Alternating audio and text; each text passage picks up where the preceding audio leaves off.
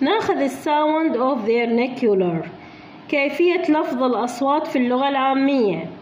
عندنا الفيجر فونولوجي، السمات الصوتية، وخصوصا باللغة الأفريقية الأمريكية أو other English vernacular أو أي لغة عامية إنجليزية، يعني مو إلا الأفريقية. tendency، راح تميل هاي اللغة العامية to reduce final consonant cluster. تعرفون شنو الكلاستر؟ مثلا حرفين يجن واحد ورا الأخ، مثلا الأف مع التي، الان دي يجن سوا، هاي يسموه كلاستر، حرفين صحيحات بدون حرف علة بيناتهن. شي يسوون؟ راح يسوون ريديوس، راح يحذفون الحرف الأخير، راح يظل بالكلمة بس حرف واحد.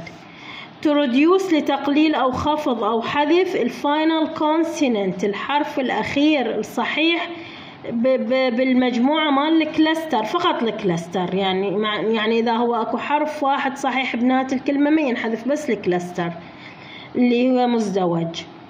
so that word ending، هذه نهايات الكلمات اللي هي شنو هي؟ الليفت والهاند، هي two consonant ينتهن بحرفين صحيحات اللي هي الاف مع التي والان مع الدي. الاف مع التي هذا كلاستر، راح نحذف التي منها، ايش راح تصير؟ راح تصير لف.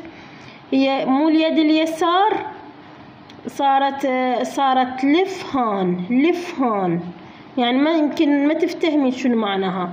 والهاند ايضا نحذف الدي، نبقي بس الان من الكلاستر، صارت لفهان. اذا هنا نكمل، يقول often pronounce، راح يكون اللفظ مالها as if there، كما لو كان هناك is only one، كما لو انه هناك حرف واحد هو الاف والان.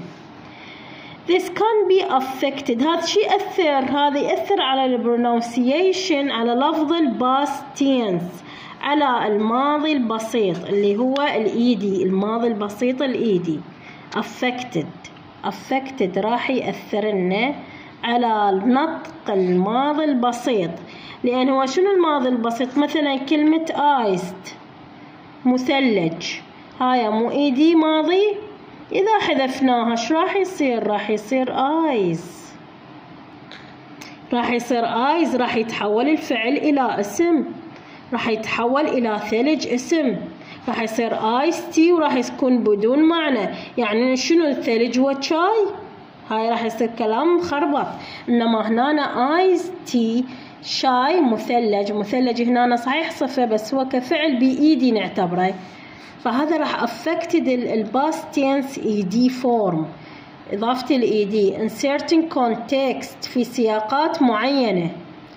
with expression راح يعطينا تعبير such as، هذا التعبير اللي انطانا اياه اللي هو ice tea شاي مثلج، ومثال اللاخ اللي هو I passed، هاي مثال اللاخ، هذا الإيدي مال الماضي. مثلا I passed، إذا حذفنا الإيدي راح تصير بس ما بيها معنى. I passed، أنا عبرت the test، الامتحان. sounding like، راح تبدو مثله. الآيس تي شاي وثلج راح تكون بدون معنى. I passed the tea، لأن هم التيست الإختبار أيضا راح يشطب التي مال التيست راح ينشطب، راح يصير تيس، أصلا راح يعطي غير معنى. أنا عبارة شنو التيس؟ احتمال تيس إلها معنى آخر مو الاختبار. تيس بالإنجليزية يجوز إلها معنى، أنا عبرت فتشي بس مو الاختبار. This characteristic، هذه الخاصية shared، يتشاركها كل اللي يتحدثون الفيرنكيولر، اللغة العامية، هم يتشاركون بهاي الأشياء. with many pigeons and coral. احنا صح تركنا عن البيجن والكورال، بس بالبيجن والكورال هن لغات بين الستاندرد وبين العامية، بما ما معناها انه راح يكون مثل الكورال والبيجن لغات غير مفهومة. هذا اتركي كليته لان احنا ما ماخذين الكلور والبيجن. نجي نكمل من هنا. يقول ذات اللغة الأفريقية العامية الإنجليزية شبيهة may have initially come into being، في بادئ الأمر ظهرت صارت هاي اللغة العامية مقاربة، تشبه الأذر إنجليش كرولز، تشبه اللهجات الأمريكية اللي يسموها الكلورز، اللي هي بين الستاندرد وبين العامية الكرولز، يعني أغلب الناس يتكلمون بها في أمريكا. هنا أنا من هنا هذا تركي كليته لأن ما داخل الكلور، هذا من هنا التركي هذا. نجي هنا نبدي منه initial dental consonant، بدايات الحروف الصحيحة الأسنانية اللي تلفظ بالدنتل. دنتل يعني الأسنان. شنو هي الحروف اللي تلفظ بالأسنان؟ اللي هي الث والذ، الث والذ، طرف اللسان مع بداية الأسنان. هاي أيضا راح تتأثر are frequently بشكل مكرر pronounced تلفظ as alveolar stop، راح يلفظوها مثل الالفيولار ستوب. تعرفون شنو الالفيولار؟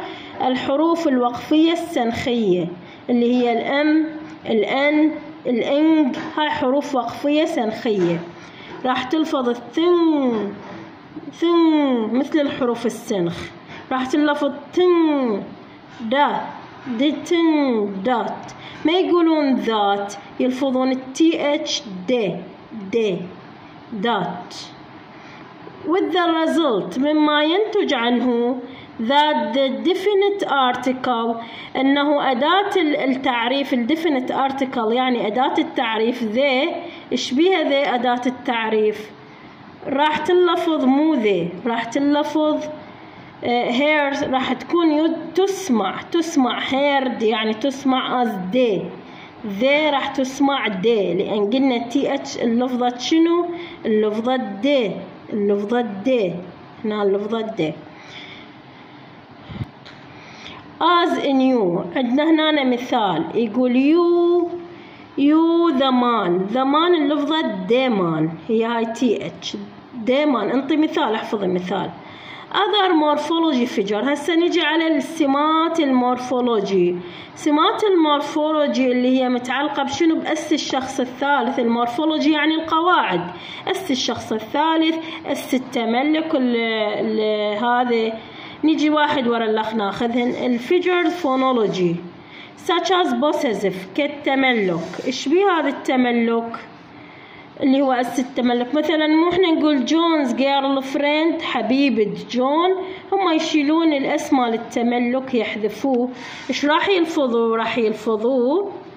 راح يلفظوا جون جيرل فريند، يعني ما صارت حبيبة جون، راح يكون جون وحبيبة، لأن هاي الاسم معناتها تي، حبيبة معناتها تي، صار جون حبيبة.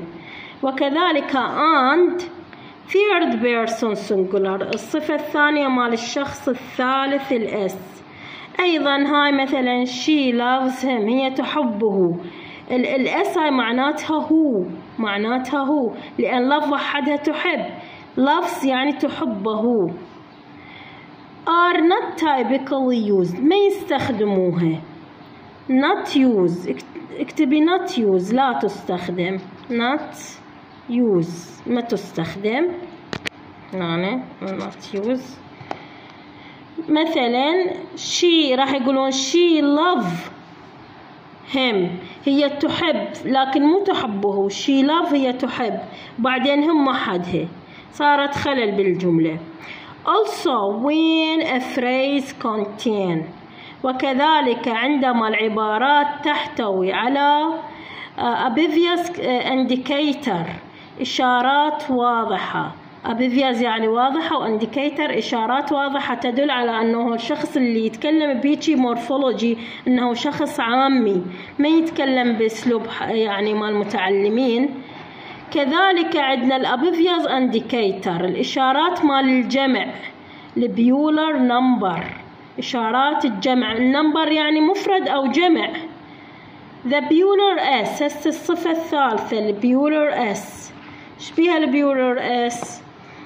mark تشير إلى شنو؟ مثلا الجايز الصبيان، راح ما يقولون guys، يقولون guy صبي.